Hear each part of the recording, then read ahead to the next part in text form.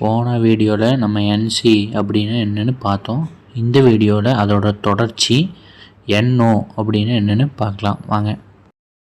என்ஓனா normally open. Normally ஓப்பன்னா current வந்து ஒரு side வரைக்கும் இருக்கும். அது ஓப்பன் ஆக்கிறதுனால இன்னொரு சைடில் கரண்ட் பாஸ் ஆகாது. நம்ம வீட்டுகளில் யூஸ் பண்ணிக்கிற ஒன்வே சுவிட்சஸ் அதெல்லாம் அந்த டைப் தான்.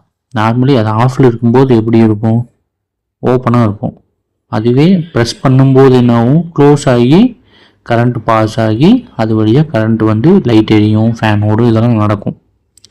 நார்மலி ஓப்பன் அப்படிங்கிறத பொறுத்த வரைக்கும் கரண்ட் ஒரு சைடு வந்து நின்றுட்டுருக்கும். அது எப்போ அது வழியாக கரண்ட் பாஸ் ஆகுமோ அப்போ அது என்சியாக மாறிடும். என்சின்னு என்ன, கரண்ட் அது வழியாக போயிட்டே இருக்கும். நார்மலி ஓப்பன் என்சி ஆனால் தான் அது வழியாக லைன் பாஸ் ஆகும். நார்மலி ஓப்பன் வந்து அந்த பட்டனை ப்ரெஸ் பண்ணோன்னா அது வழியாக கரண்ட் பாஸ் ஆகி லைட் எரியும்.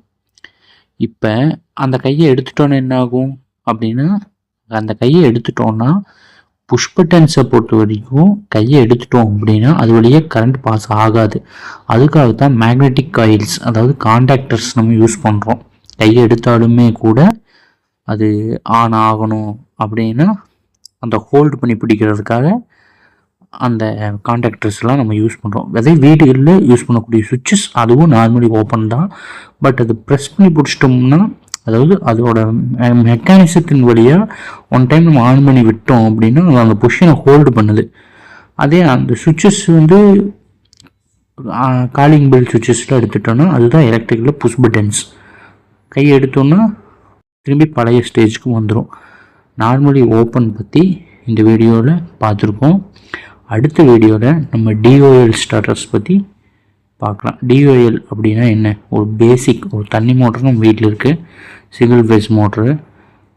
அதை வந்து டிஓஎல் கனெக்ஷன் பண்ணோம்னா என்ன ஆகும், எப்படி பண்ணலாம், அதனால் என்னென்ன அட்வான்டேஜஸ், அதை பற்றி நம்ம அடுத்த வீடியோவில் பார்க்கலாம். வீடியோ பிடிச்சிருந்தா ஒரு லைக் பண்ணுங்கள், கமெண்ட் பண்ணுங்கள், ஷேர் பண்ணுங்கள்.